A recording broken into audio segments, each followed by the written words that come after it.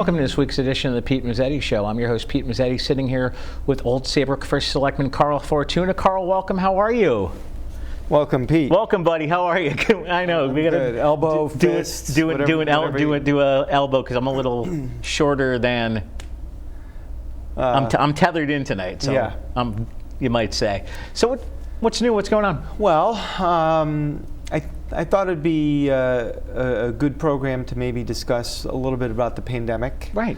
And maybe for you and your viewers to get a better idea of what's happened in Old Saybrook, okay. Both in economic development, with the schools, and with some other programs that we have going on. Okay. And the pandemic really hit in early March, as you know.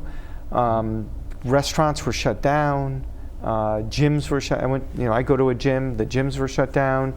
So, and now they're starting to reopen again. So I thought it might be good to talk about that and what we've tried to do to help our businesses succeed during this time, because it is a challenging time. I think the summer is going to be the easy part. Yeah. I think the winter, as you know, right. If the virus were to come back a little bit stronger than it is right now, I think it will be a lot more challenging as the colder weather approaches. Absolutely, absolutely.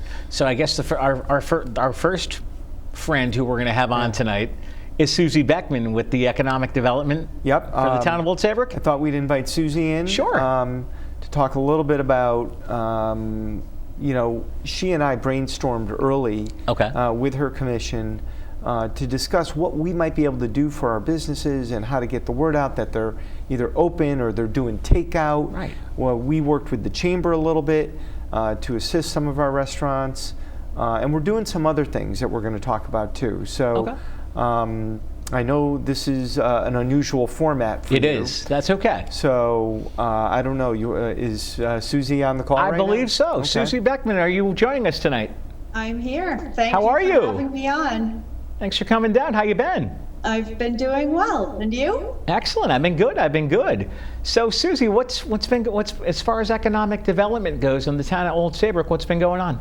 Well, like Carl said, it's been a very busy spring and summer, and there was just a flurry, as everyone knows, there was a flurry of information coming out in March. And the Economic Development Commission and the Economic Development Office just tried to provide that information to the business community so that we could all keep up with what was happening, or at least what the state and the federal government were trying to do to support businesses. Okay. And Carl mentioned already that we've several times been trying to brainstorm on what we can do to support the business community during this health pandemic.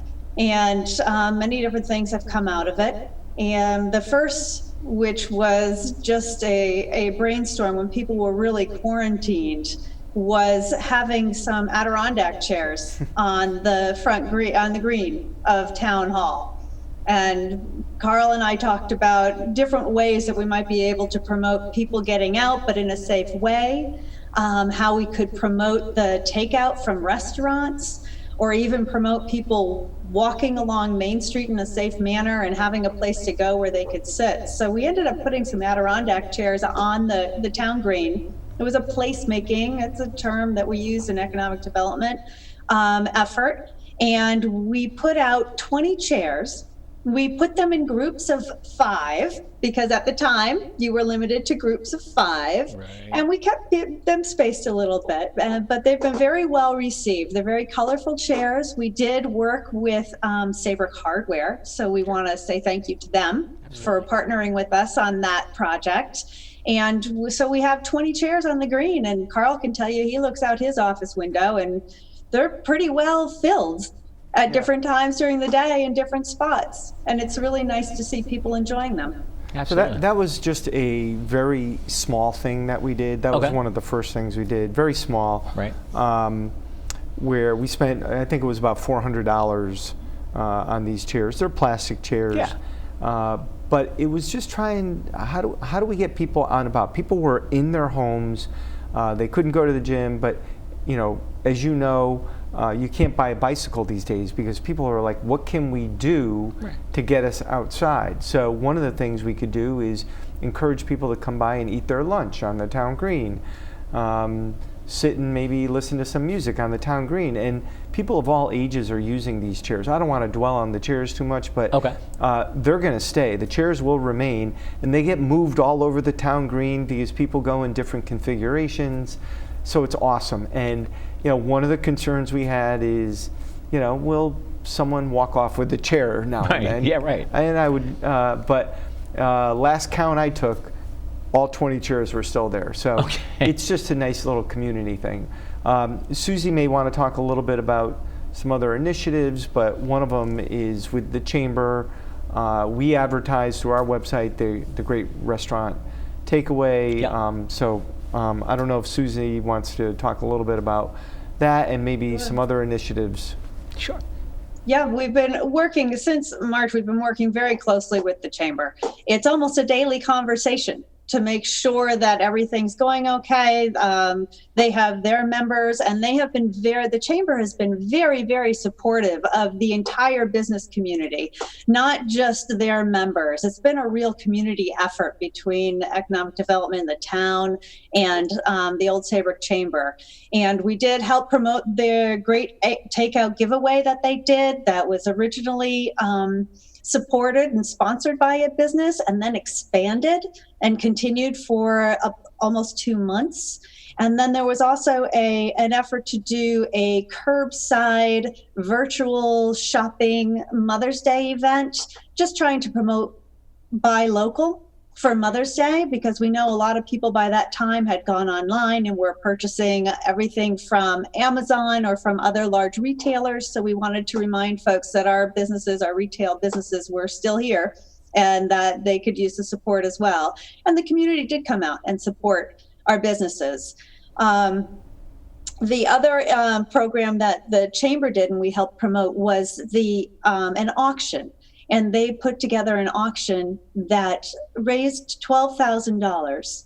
And that money went to local nonprofits and businesses, Old Saybrook businesses and chamber businesses and nonprofits, and just to give them a little bit of support. So that $12,000 was dispersed between the applicants that send in a request for those grant funds. So that was a really nice initiative that the chamber focused on and really supported the community. And if one other project that Susie and I both work on is very early on, maybe 6 weeks ago, we commenced what they call a long-term recovery committee, Pete. Okay, sure. A long-term recovery committee is after you've already done your response to a disaster. And a disaster could be a hurricane, it could be a tropical storm, which I know we're in that season right now. And but the long-term recovery committee consists of a bunch of different subcommittees, finance subcommittee, economic development subcommittee, well-being, emotional well-being. People were trapped in their homes. Kids weren't socializing as much. So it was really important that we get Heather McNeil from Youth and Family Services. Sure, absolutely. I think you had Heather on the show. I've had Heather on a couple times. And an education subcommittee. And through that long-term recovery committee, and a small business subcommittee also.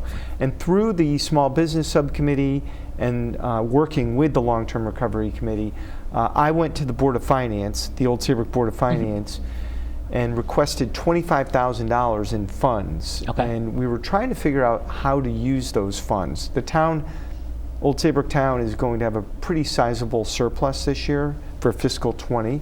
Very fortunate. But we wanted to take $25,000 and help our local businesses. Sure. You heard Susie talk about the chamber and how the chamber was helping the local businesses. And we floated around a few ideas. One of them is, should we do direct grants? Should we say Pete Mezzetti owns a business or your show?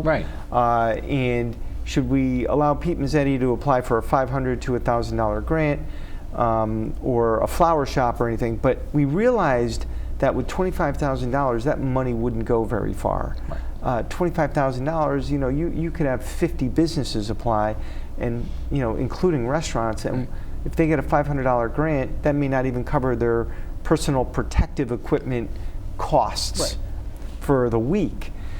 So what we've decided to do is take that $25,000, and we've created basically a buying cooperative. And I don't want to go into crazy detail, but the essence of it is the town has buying power, because we're a $46 million company, the town of Old Saybrook. Absolutely. So we can work with our vendors to buy personal protective equipment more cheaply maybe than Penny Lane Pub can, or Liv's Restaurant, or Iron House Gym, or a Function Fitness Gym, for them to get Purell and face masks. So if a face mask is going to cost a business 75 cents, the town of Old Saybrook might be able to buy it for 50 cents. So what we did is that $25,000, we're going to go out and we're going to buy, and we limited it to face masks, Purell, other cleaning equipment. And we're going to buy it, and we're going to let the businesses buy it at our cost.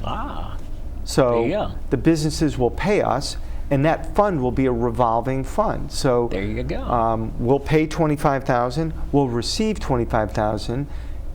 It's seed money really for the town. Hopefully we'll be able to give that $25,000 back to the town, because it should never go below zero.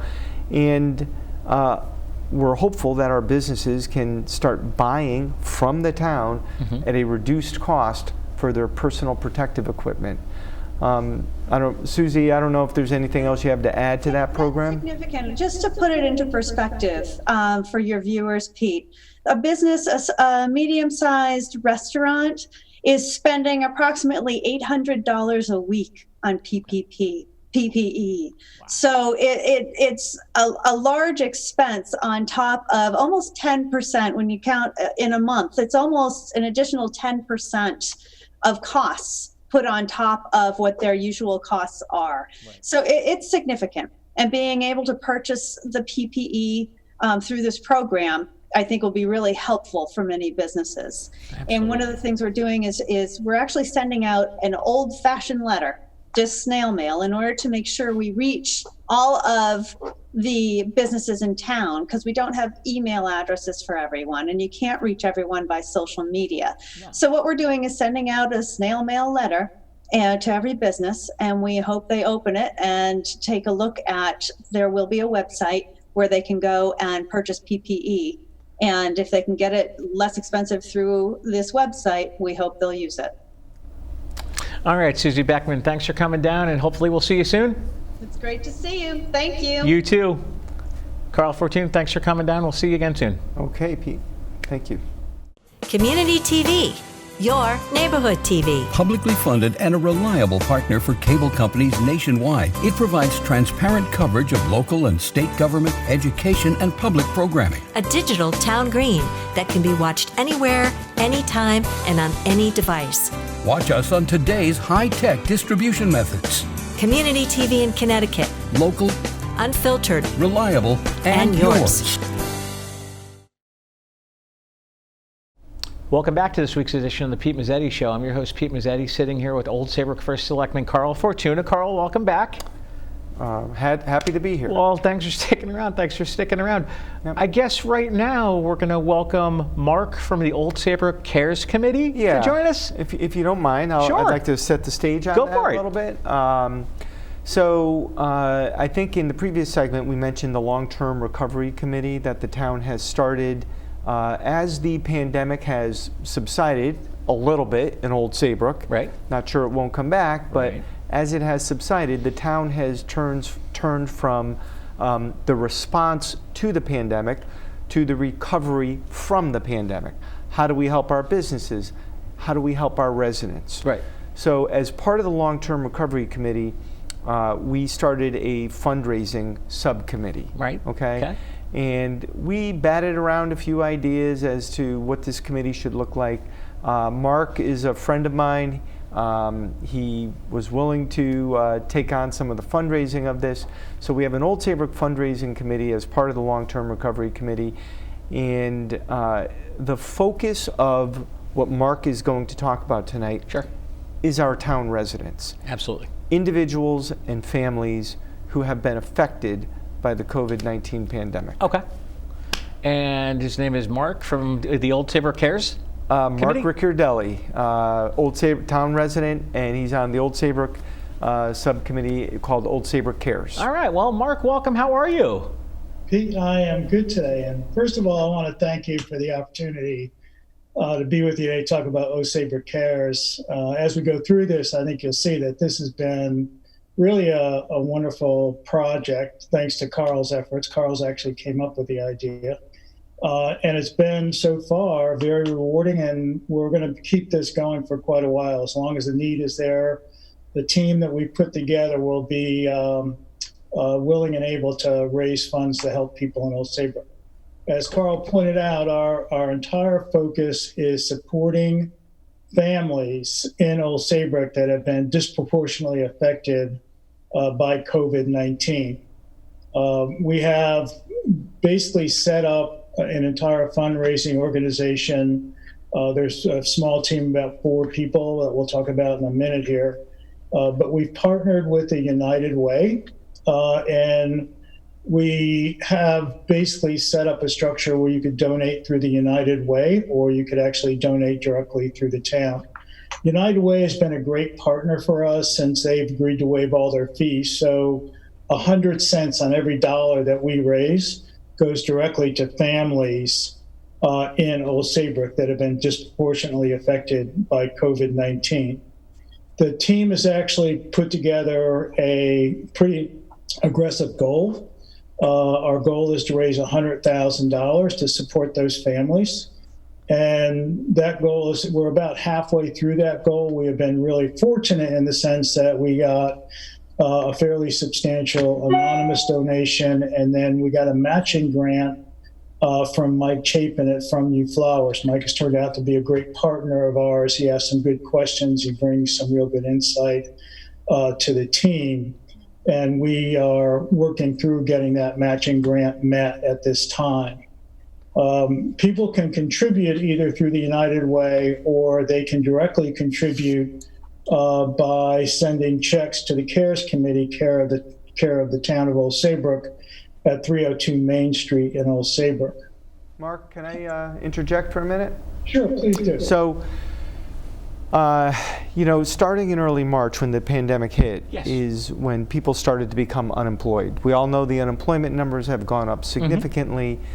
And at its height, I believe there were nearly 800 Old Saybrookиans who may have become unemployed. I think I just invented a word. But, okay, I'll give you that. But Old Saybrook's population is 10,200. So when you have 800 people who have been specifically affected by an event, we need to start doing something for them. Now, we have a very robust social services in town. Yes. But this is a little bit different. This is going to be a shot in the arm for some people. Maybe help them get through a rough time, because those 600 to 800 people who were unemployed, those numbers we're hopeful will go down. Yes. Obviously. They peaked. They got their unemployment insurance. Hopefully some of these businesses are opening again, and those people will be back to work. Absolutely. And Mark can tell you a little bit more about the application process and the maximum amount that each family can ask for. All right. Mark, go ahead. Thank you, Pete. And thank you, Carl. That's critical that you bring that up. The most important thing about the grant is that we are giving people a sense of security through the grant, that they can actually pay their rent and feed their children, feed their family, pay their utility bills for that month. In order to apply for a grant, it's very simple. All you need to do is be an Old Saybrook resident and be affected by COVID-19. The funds that you get, and you can apply for a grant up to $1,500, are to be used for basic needs: rent, food, utilities, childcare, things of that nature. Right now, we're actually looking at one grant per family. This is a really exciting time. If you can get this out to your viewers, it's important that if they're thinking about doing this, they do it soon. We are setting up the grant committee as we speak this week under the guidance of Leanne Palladino, our town finance manager. We're going to be putting together the grant committee, and we will be starting to distribute grants by the end of August. That has been what our target is, and I think we're going to be able to meet that target pretty successfully. Right now, the grant committee will be made up of Leanne Palladino actually runs the Financial Stability Committee for the COVID recovery team. Her people will be on it. We'll have some people from OS Cares on it. And then, as Carl pointed out, we'll have people from Family Services here in town. We're actually, looking forward to extending this, our marketing. And I should point out that we have a team that is of all volunteers. My colleagues on the team are Ashley Smelzer, who's the co-chair of the steering committee. We have Lee Morant, Kristen Roberts, and Maureen Zavatone. All of my colleagues here are accomplished in their own right, but they have a very strong depth and breadth of both media and marketing expertise. And that's what's really been helping us get the word out, creating the media pages we have, and moving this thing forward as we have so far. Our small account, contributions, we've had a steady stream of those because we've been able to get the word out through various media channels, our Facebook page, our social media efforts, and things of that nature. And it's working out pretty well. But with the goal of 100,000, we're now in the backstretch, and it's going to take some really heavy lifting and an effort to do some larger items. We're probably going to we're planning on a special event in the fall, which will be a key fundraiser. And we're also in the process right now of organizing a plan to go out and speak with the businesses and some of the high net worth individuals who have been very generous to us through the project to make up the additional 50,000. So if I may, Mark, so a couple things with this also. This program is separate than what we do with social services. Right. So Youth and Family Services is run by Heather McNeil, and Sue Consoli runs social services in Old Saybrook. And she does a fantastic job. So there are always, in every community, people who have needs. People who are having trouble making their rent, putting food on the table, or doing, feeding their children, things like that. So we know who those folks are. This is for people specifically affected by the pandemic. And that's where we want to distinguish this fund from just a general social services fund. So this will not go on forever. No. This is a very distinct event that has happened to the country, to the state, to the town of Old Saybrook, and we just want to help those people who are having a rough patch and will be reemployed. That's right. Hey, Mark, I forgot. I just want to let you know that I actually found out about Old Saybrook Cares not long ago because I actually had Kevin Wilhelm from the United Way on with me, and we talked about it for a few minutes. Kevin also has been a great partner, and the United Way has been very generous in waiving all their fees so we can optimize every dollar that we take in right now. Back to the whole situation with Youth and Family Services and the people affected. We've already received just under 30 grant requests, and that's one of the reasons why we have expedited setting up the grant committee this week so we can get funds out to those people. It just shows you the need. And for us, the way we think about it, the more money we can raise, the more people we can help. And for us as a committee, as one of my colleagues put it, you just look at some of these grant requests and the need, and you understand why we're doing this. Like I said, it's been a great opportunity to work on something that is a tremendous community support. And the committee's really dynamic. Right. Mark and Lee Morant and Ashley and Kristen Roberts. And Mark, we only have a minute or two. Right.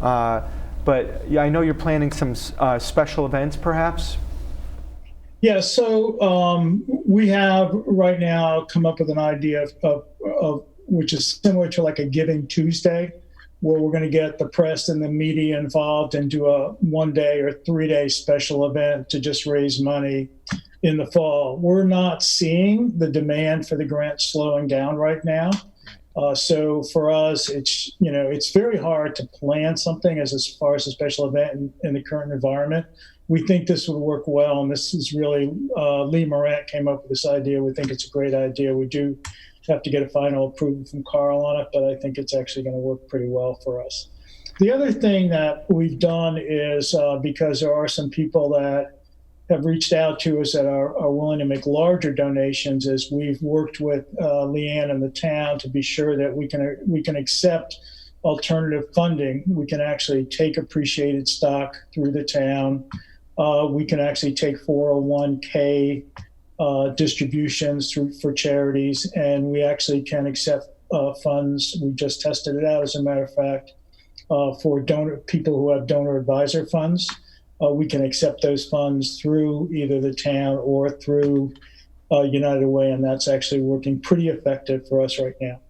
Mark, thanks for joining us tonight. Yeah, Pete, Mark, thanks a lot for some time. Hopefully we'll see you again soon.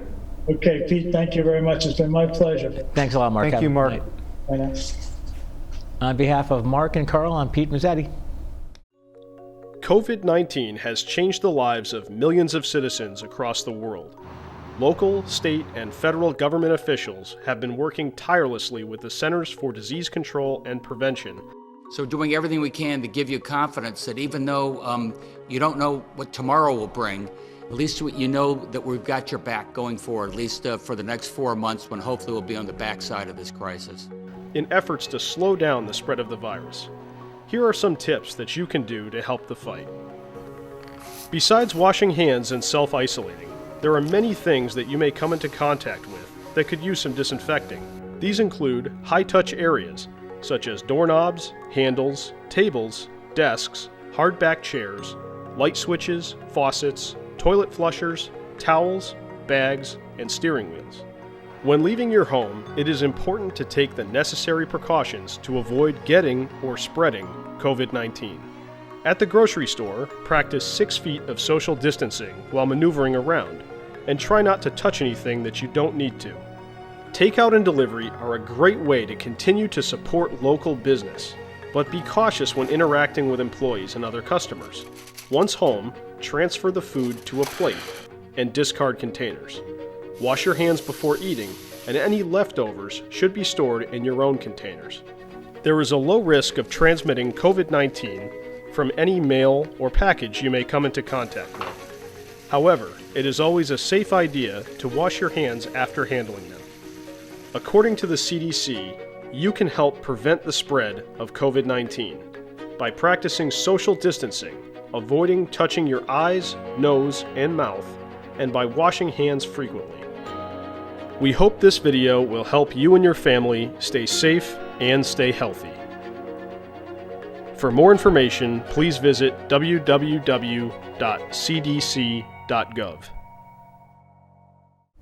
Welcome back to this week's edition of the Pete Mezzetti Show. I'm your host, Pete Mezzetti, sitting here with Old Saybrook First Selectman Carl Fortuna. Carl, welcome back.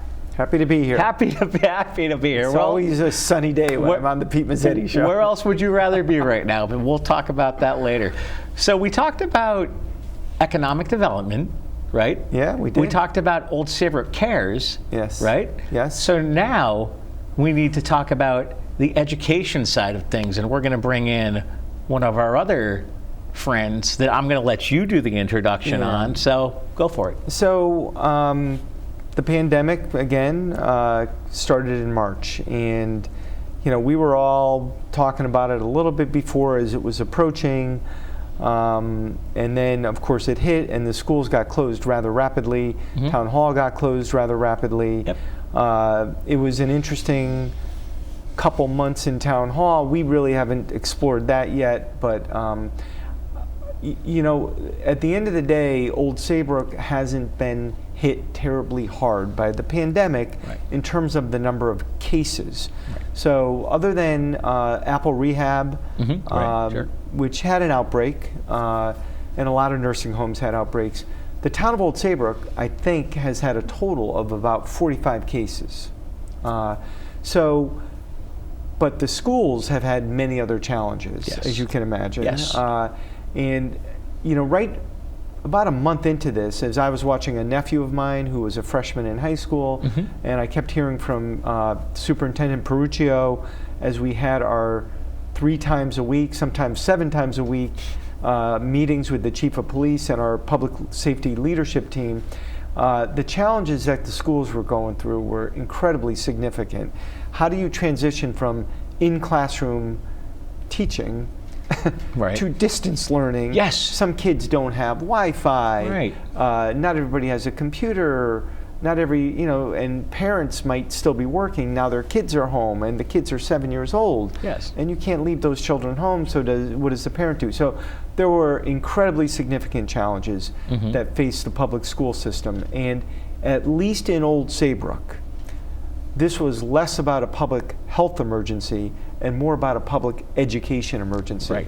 And I firmly believe it's probably true right to this day, because we've been very fortunate in the number of cases that we've had in the town of Old Saybrook. But as we go through the summer here, Superintendent Perruccio will talk a little bit about what they went through in the spring, some of the challenges they're facing here in the fall, both with academics, athletics, and financial implications. So with that, I'd love to bring on Superintendent Perruccio. Jan, welcome. How are you? I'm well, Pete. How are you? Thank you for having me here tonight. Well, good to see you. Good to see you. It's been a while. It has been a while. You look great. You too. You too. So, Jan, what's going on with the school system, and like Carl said, it's been a challenge. Tell us when everything happened, what the kids expected, and what's going to happen in the weeks and months to come. Sure. Yeah, I'm happy to tell the saga of the school closed down and reopening, which is what we're living through right now. And I agree with Carl. I think we've been very fortunate in Old Saybrook health-wise for the most part. And that, of course, is number one to all of us. And that's why we made the decision we made to close our schools back in March. We watched in February and early March as this illness crept out of some of our bigger, more urban areas like New York City, San Diego, and into Fairfield County, and then kind of coming up the I-95 corridor. And the numbers were nowhere near as good as they are right now when we made the decision to close Old Saybrook Public Schools. And I have to commend a lot of people in helping me with that decision. That's not something I did on my own.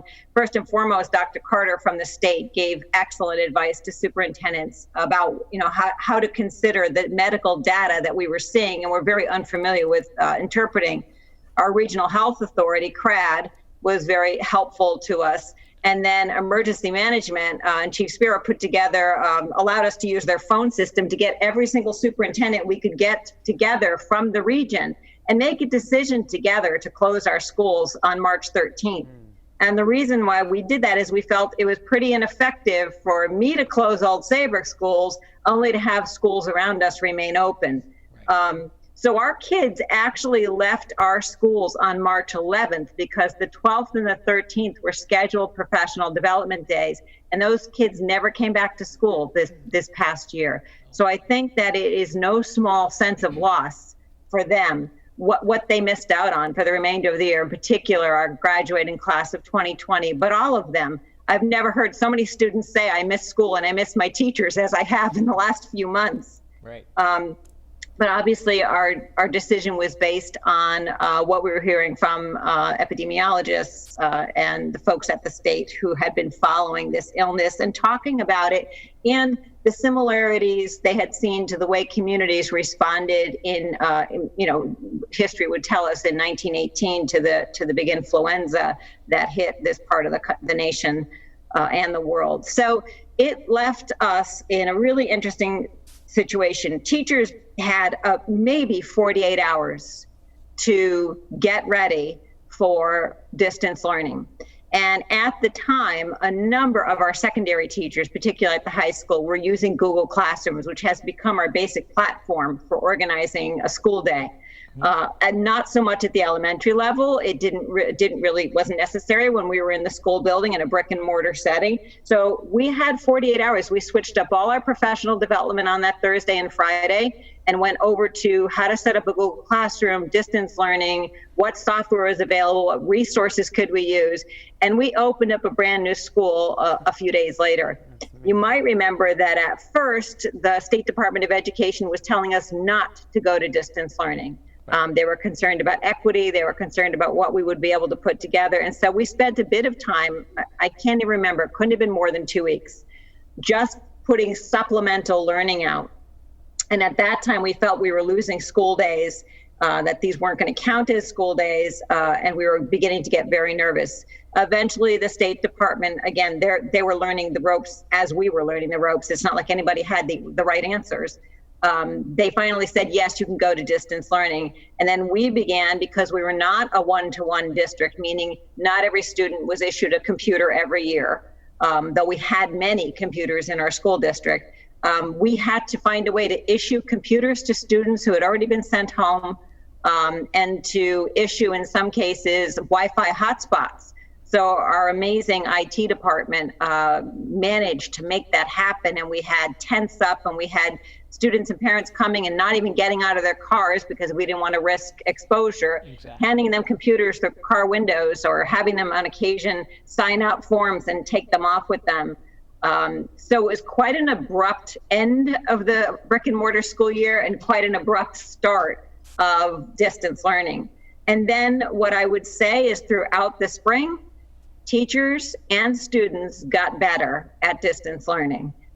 Everybody refined their skill set. We learned how to post assignments in a better way. We learned how to hold kids accountable in a better way. We even learned that you have to assign classroom work to students in a way that they can plan for it in their week. You can't just say, and tomorrow we're going to do this, and the next day we're going to do that, because they've got to coordinate all of their classes and all of their events for the week.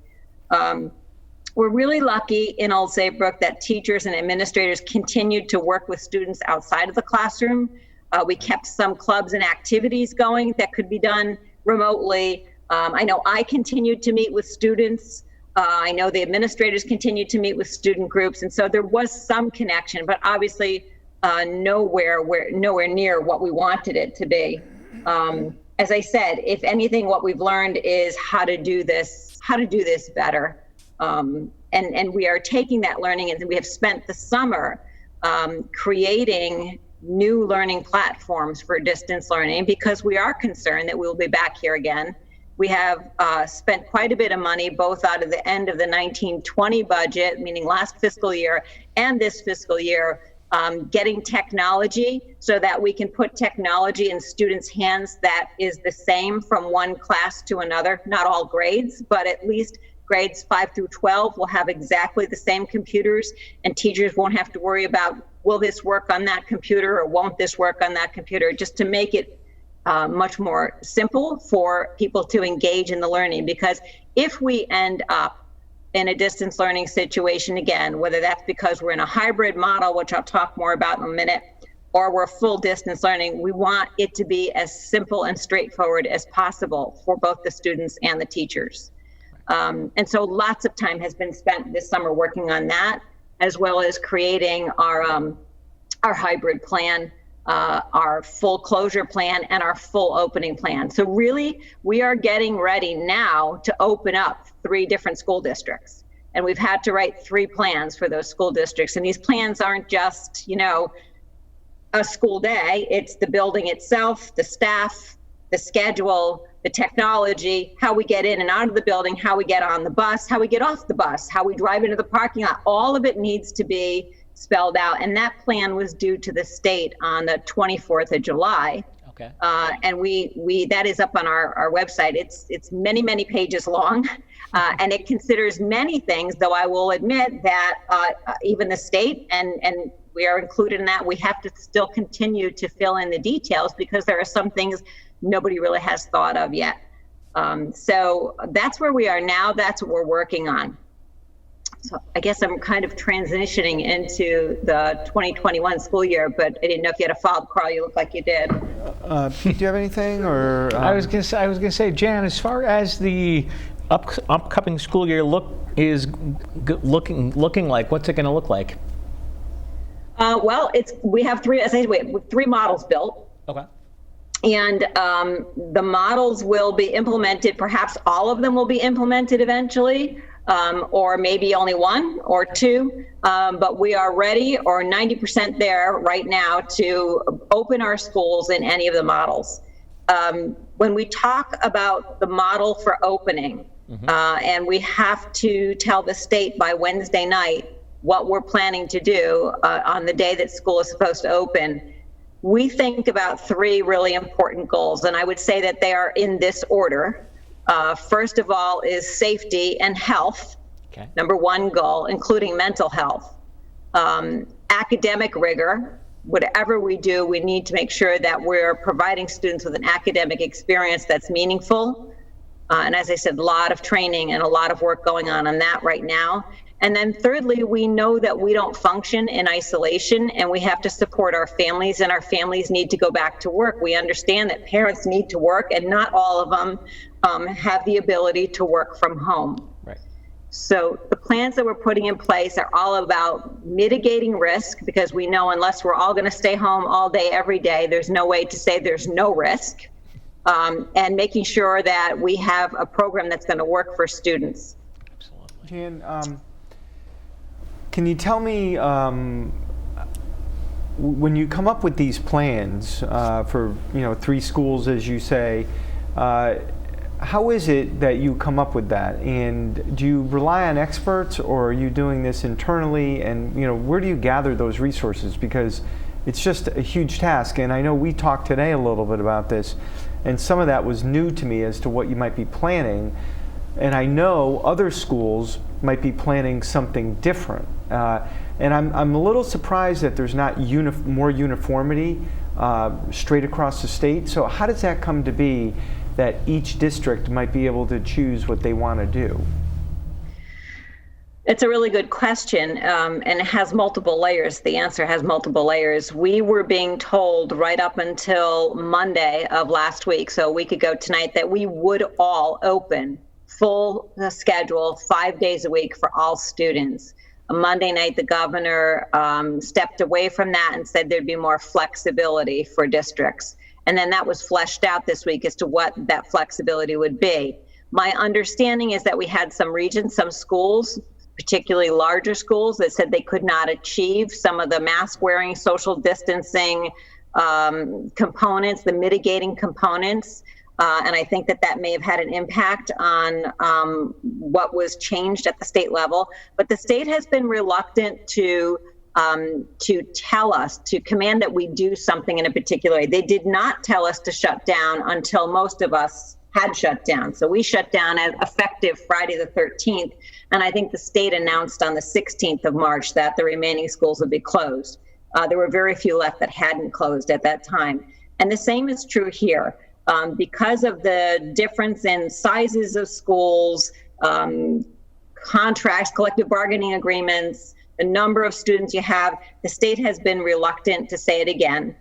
And we're perplexed. Honestly, as a superintendent, I'm somewhat frustrated by that. It seems to me that if you're able to close and reopen restaurants the same way across the state, it would be nice if someone could support us and help us with that. Given that superintendents, while we're doing our best, we don't have access to the experts in exactly the same way the folks at that level do. So absent that, we have been working regionally to try to come up with good answers. So the superintendent group that I'm involved with and the superintendent group next door, so that's everywhere from Guilford to the Rhode Island border, we work together, and we have been working together at least once a week all summer to try to come up with answers together, to try to do something similar to what we did in March when we closed together. And while each of us has slightly different parameters, we are working together pretty closely, and we have developed some really good schemes and plans for how to open schools safely in whatever format that turns out to be. So, Pete, as you can imagine, when you have to plan, and I'd like Jan to talk about this a little bit, when you have to plan to say, okay, we might have to have a full opening, every kid going to school, that includes every kid wearing a mask, that includes every kid being socially distanced. Correct. The whole bus situation, kids have to have assigned seats on the buses. There has to be a bus monitor to make sure that they stay distanced. Exactly. And then when you get into the school, just like when you get into town hall, we put in a lot of plexiglass, we put in a lot of modifications to the building, additional cleaning. But, you know, Old Saybrook isn't a particularly large district. I think we'd be probably classified as a small district. Okay. Westbrook certainly is a small district. Right. Clinton, Lyme, Old Lyme, I mean, these are not large districts. The numbers, the financial numbers that we're talking about for the schools to do their planning and reopen and say, everybody's going to go to school, but wait, some might not go to school. Right. We might do half and half. And then we might have to plan for everybody not to go to school if the virus comes back. Right. That's what they're being asked to do right now. Yeah. I mean, and I don't necessarily expect the state to say, look, it's likely that we're all going to shut down in October because the virus is going to come back. So just do distance learning from September 1st. Correct. But it's a Herculean task, I think, to ask these schools to do this. And the costs, the projected costs, not necessarily actual, the cost could be realized if, in fact, they go the full school year, half and half, or with bus monitors. But the projected costs are staggering, and these are not large school districts. So, you know, when they talk about Congress doing a HEROES Act or an additional stimulus for the states, the states' economies, they have to provide money to the schools. But think of the cost, because if Old Saybrook is over $2 million, Westbrook is nearly $2 million. That's $4 million just with a total of maybe not even 2,000 students. Those are large numbers. So I'd love to hear Jan talk a little bit about the costs associated with the reopening and as we move through the school year. Sure. Yeah, I'm happy to do that. You know, the costs fall into multiple buckets. The state asked us to break them down, and obviously human resources is one of them. Our staff members are eligible for the same state and federal protections that other employees are, which means FMLA plus the COVID one, EPSLA, which gives you a certain amount of time, intermittent FML for childcare purposes. The problem in education is we don't really have an opportunity to work from home very successfully when your students are in the classroom. So those people will need to be replaced, if not by certified staff members in a teacher situation, at least by someone who will be able to supervise in the classroom while a teacher teaches from home. We have other positions as well that are essential people, key to our work and very hard to do from a distance when the children are in the building. So there's an expense associated with that. We're planning to put monitors on our buses at least for a period of time, because there's very specific rules about how students can sit on buses, how they get on and off the bus, and they need to be wearing masks. And as both a parent and an educator, I'm imagining that parents are going to be pretty frightened putting their little ones on a bus and having them assigned a seat with no one there to greet them and get them off to school in a way that still seems friendly and like it's part of education. So there'll be a cost associated with that, with building subs, with para-educator subs. We're going to need additional non-certified staff, as I said, for supervision. So there's that whole human resources expense. When we put out an initial survey about who might have trouble returning under any of those classified areas, the number was pretty staggering.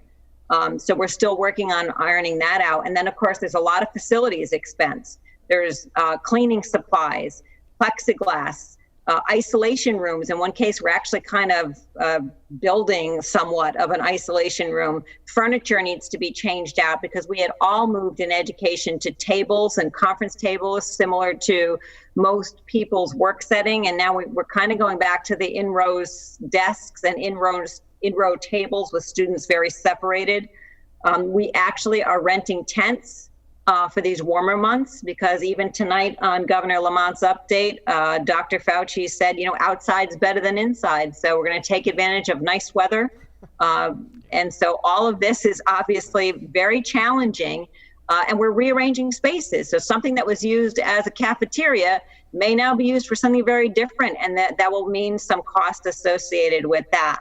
PPE, masks for nurses who might be working with somebody in an isolation room. So that might be somebody who appears to have some symptoms and we're waiting for them to go home. Well, we keep them completely isolated from anybody. And so they would need gowns. We have some teachers who will be working in close proximity with students who may have difficulty wearing masks because of medical concerns or other concerns, and we'll need to invest in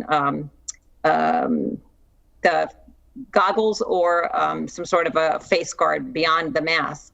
So a lot associated with that, a lot of professional development too. As I said, there's the distance learning.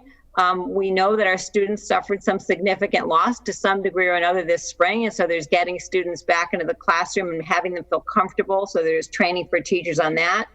I would love to know what we're spending on signage, how much at the end of the day when this is over, for arrows for one-way hallways and traffic flow and that the bathroom, just the bathroom signs alone, how to get kids to enter and exit bathrooms and not go in, and where to be on the playground, all the cleaning that goes along with frequently touched items and areas, significant stuff.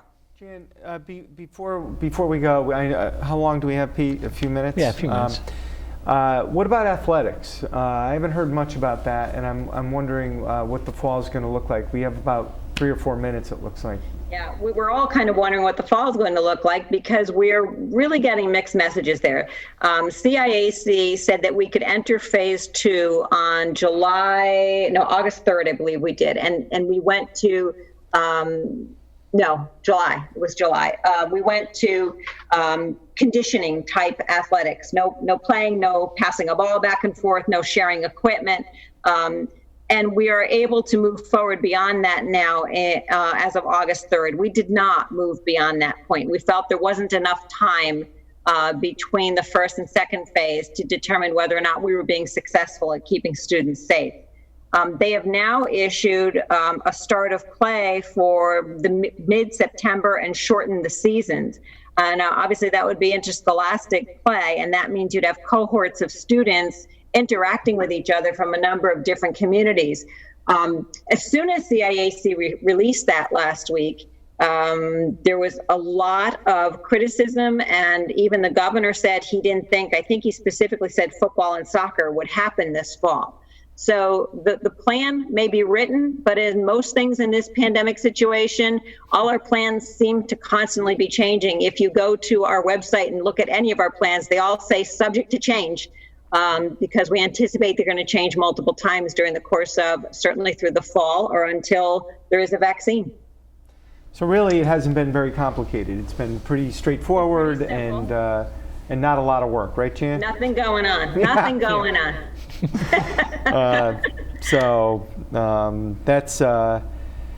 That's what's happening in education, and that's Old Saybrook. Right. Multiply that by all the other school districts, regional school districts, absolutely, in the states. In all 50 states, it's going on like this. Right. And we're fortunate that we have a fabulous superintendent. I hear nothing but good things about Jan all the time.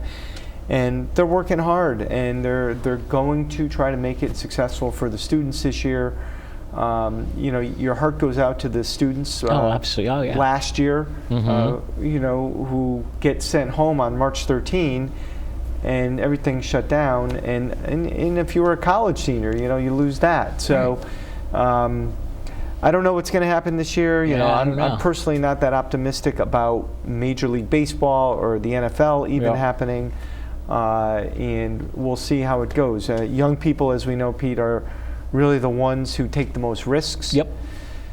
You hear about it right now in Massachusetts, Absolutely. in Darien, Connecticut. You hear about these parties going on, and those are the asymptomatic super spreaders. And then they go to school, and what happens when, God forbid in Old Saybrook, but what happens when the first teacher or 5 teachers in one school get the virus? Right. What will the state do at that point? Will they send everybody home? Right. I know some of the colleges are talking about right now opening, even some of the schools, I think, we're talking about sending the kids home at Thanksgiving until after the December First of break. the year. So, Jan, thank you for joining us. Yeah, I know. I know. This has been very informative, Jan. Unfortunately, it's been very informative. So we've got a little bit. Thank you. Thank you both for having us. And if I could just end with a plug, and that's many thanks to everybody in Old Saybrook for being so supportive of the team's work. And while we've been doing the hard work, we've been getting a lot of support from the community. So a lot of thanks to all of our citizens, our parents especially, and our students. Thanks a lot, Jan. On behalf of Jan Perruccio, Carl Fortuna, I'm Pete Mezzetti. Thanks, good night, and we'll see you next time.